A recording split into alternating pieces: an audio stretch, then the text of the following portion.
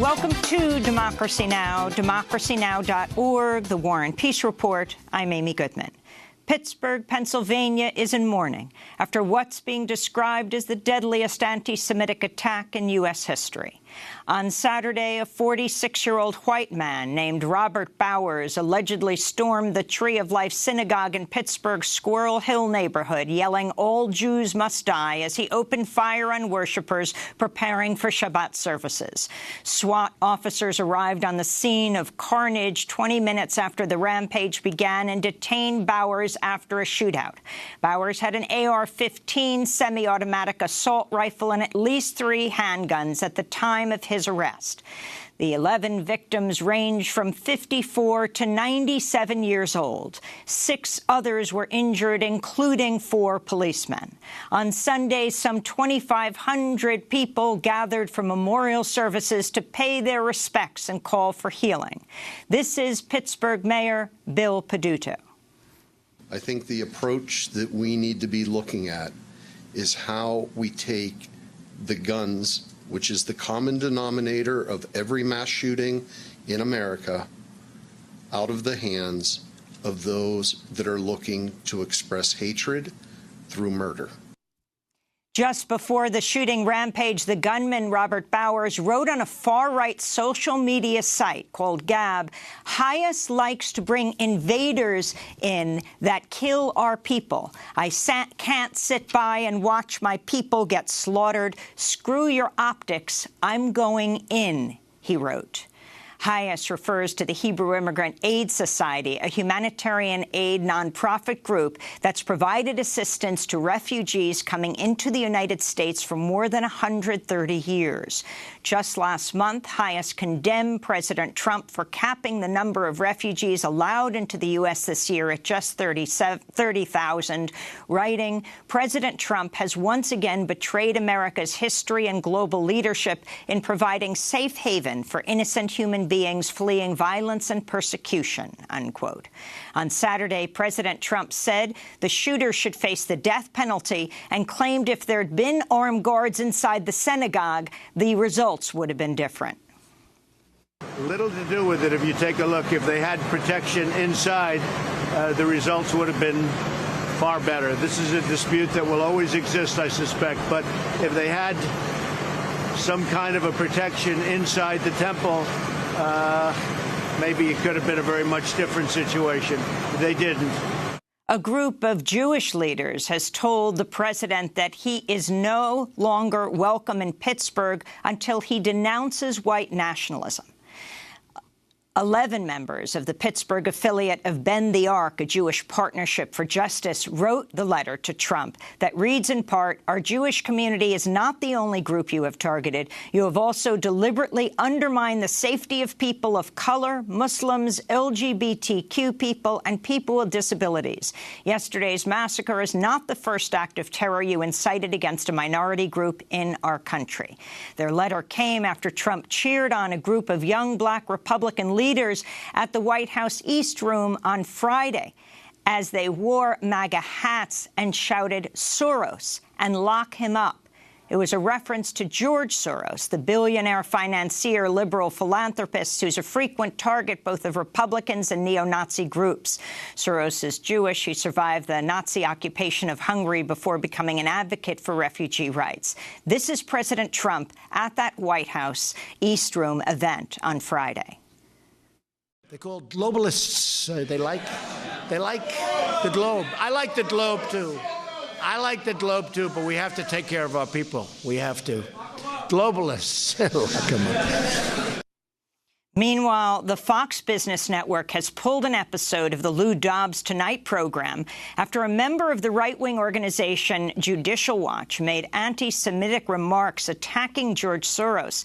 On Thursday, Chris Farrell described the State Department as Soros-occupied territory to Lou Dobbs. And House Republican Majority Leader Kevin McCarthy has deleted a tweet he posted last week suggesting 3 wealthy Jewish Democratic donors were trying to buy the midterm election elections. A tweet by McCarthy posted Tuesday and deleted Wednesday read, "We cannot allow Soros, Steyer, and Bloomberg to buy this election. Get out and vote Republican November 6th. #MAGA." McCarthy tweeted, also referencing Tom Steyer and Michael Bloomberg.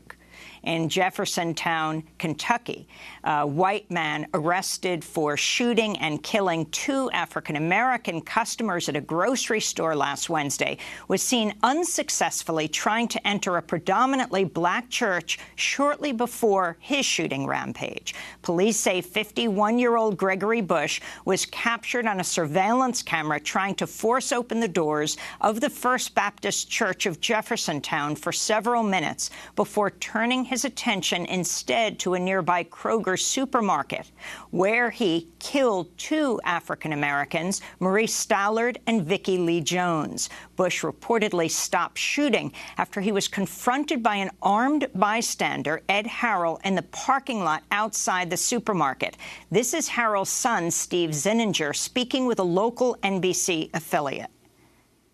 So your dad was confronting the shooter? Yeah, okay. Yeah. Did that man say anything, or how did your dad figure out something wasn't right? He didn't realize it was him till he'd already seen the gun by his side. He said, "Don't shoot me, I won't shoot you." He's like, "Whites don't kill whites." Gregory Bush has a history of making racist slurs and a long rap sheet of misdemeanor charges, including domestic violence, menacing, and making terroristic threats. In 2009, a judge ordered Bush to surrender his guns and undergo mental health treatment after his parents claimed Bush threatened to shoot them in the head. Bush's father said his son, quote, "carries a gun wherever he goes," unquote. It's not clear whether Bush's guns were returned when the court order expired in 2011.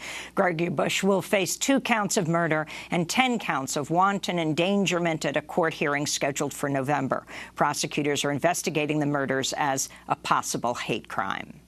In Florida, Cesar Sayaka, the man suspected of sending a series of explosive devices to high-profile Democrats and CNN, is appearing in court today, where he'll face federal charges and a possible prison sentence of up to 48 years.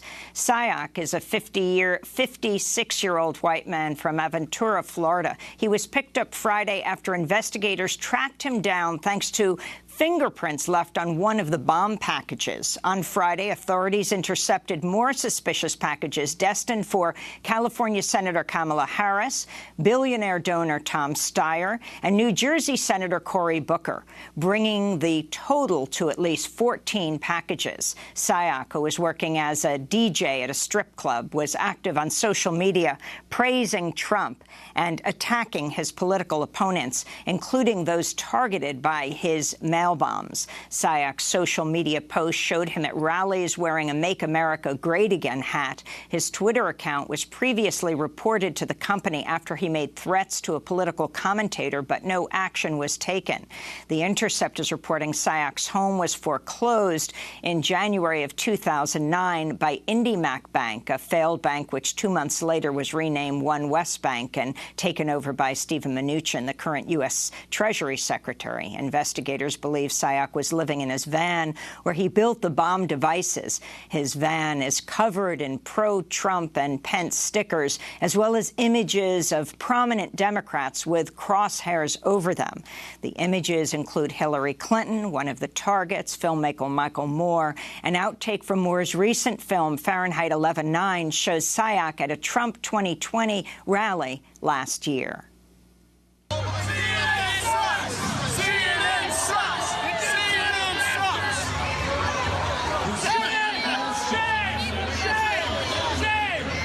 That protest was in Melbourne, Florida. Cesar Sayaka was among the protesters chanting, "CNN sucks."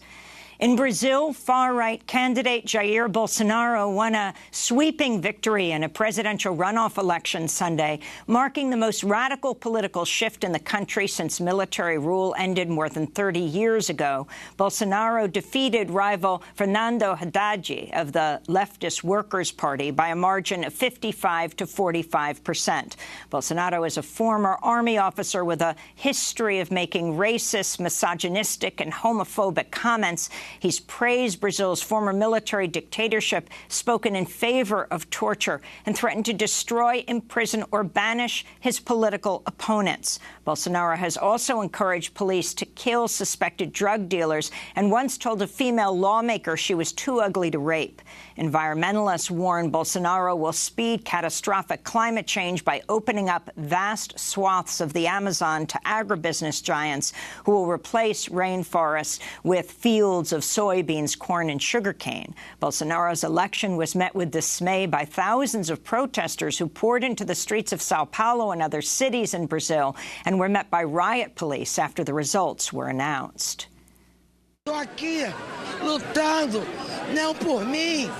I am in mourning, not for me, but for Brazil, which doesn't deserve this. It doesn't deserve this ignorance.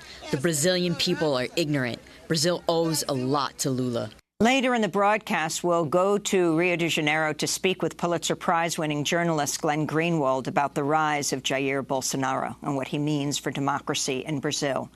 In Indonesia, a passenger jet carrying 189 people crashed into the sea near the capital of Jakarta shortly after it took off Monday morning. Search and rescue workers reported finding wreckage and personal belongings from Lion Air Flight 610, but no sign of any survivors. A cause of the crash is not yet known. Saudi Arabia has rejected a call by Turkish President Recep Tayyip Erdogan to extradite suspects accused of killing the Saudi journalist, Washington Post columnist Jamal Khashoggi, so they can be tried in Turkey. Saudi Foreign Minister Adel al-Jubeir said Saturday 18 suspects would be tried in Saudi Arabia after a Saudi-led investigation. Turkey says a squad of Saudi hitmen lured Khashoggi to the Saudi consulate in Istanbul October 2nd, where they tortured him and cut him to pieces using a bone saw. President Erdogan has demanded Saudi officials show him where Khashoggi's body is and name those responsible for ordering the killing. For more on our coverage on the murder of Khashoggi, you can go to democracynow.org. In Gaza, an airstrike from an Israeli drone killed 3 Palestinian teenagers on Sunday near the heavily militarized separation barrier with Israel. The deaths capped a weekend of violence. On Friday, Israeli forces shot and killed 5 Palestinians as they joined weekly protests under the banner of the Great March of Return. The Gaza Health Ministry said 170 others were injured, many by live fire. Overnight Friday, Israeli warplanes pounded parts of Gaza with dozens of bombs, leveling buildings, as Palestinians fired about 36 rockets towards southern Israel before a brief ceasefire took effect on Saturday. In India, federal authorities raided the offices of Amnesty International's India branch Thursday in the latest crackdown on civil society groups by the Hindu nationalist government of Prime Minister Narendra Modi. Investigators spent over 10 hours searching tax records in Amnesty's Bangalore headquarters before freezing the NGO's bank accounts. The raid follows a similar government action against the environmental group Greenpeace earlier this month. German media is reporting Chancellor Angela Merkel will not seek re-election when her term ends in 2021. She will also not seek leadership of her party. The CDU, or Christian Democratic Union, Merkel's party, suffered heavy losses in the state of Hesse on Sunday, with far-right AfD party making gains. Merkel has been leader of her party since 2000 and the German chancellor since 2005. And in Tennessee, a federal judge has ruled the Memphis Police Department violated an agreement to stop engaging in political surveillance. The ACLU successfully argued in court that Memphis police broke a 1978 consent decree when it set up a phony Facebook profile to surveil activists with Black Lives Matter and other civil rights groups. And those are some of the headlines. This is Democracy Now!, democracynow.org, The War and Peace Report. I'm Amy Goodman.